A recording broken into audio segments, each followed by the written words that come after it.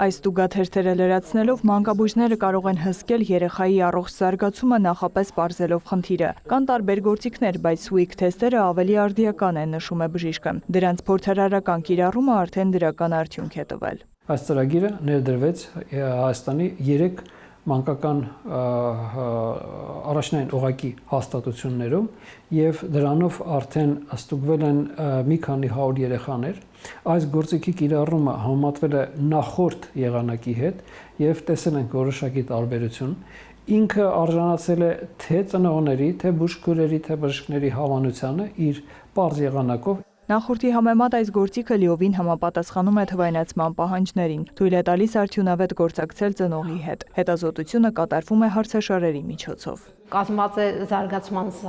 նշաձողերից վարքային խնդիրներ հայտնաբերելու 16-36 ամսականում, նաև աուտիզմի ռիսկը հայտնաբերելու համար եւ նաև ունի հատված ընտանեկան ստրեսը, կոնֆլիկտները, ծխելը, որը նաև նույնպես անդրադառնում է երեխայի զարգացման վրա։ Նաև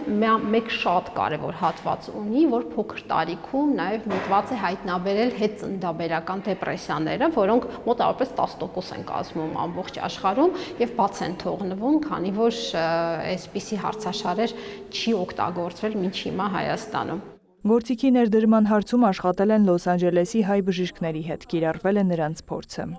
Շատ կարևոր ծրագիր է, որ վաղուց մենք կգործածենք արդեն Միացյալ Նահանգներում մեջ։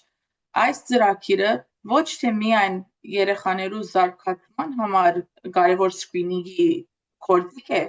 այլ նաև հարցումներ կան, որ ծնողներուն եւ բժիշկներուն օգտակար կլան բոլոր ընտանեկան, սոցիալական եւ հուզական ամեն գիտությունները իմանալու եւ օգտակար գտնվելու նրանց։ Ընդգծում են ցածր քաշով եւ վաղ ծնունդների թվի ավելացում նկատվում է ամբողջ աշխարհում։ Արդյունքում որոշ նորածինների մոտ կարող են լինել զարգացման ռիսկեր։ Ավելի հաճախ հանդիպողներից խոսքի զարգացման հապաղումն է, ուշադրության պակասի գերակտիվության համախտանիշը դպրոցահասակների մոտ։ Փորձարարական ծրագրի արդյունքների վերաբերյալ ներկայացվել է նաև զեկույց այն շարունակական դարձնելու նպատակով։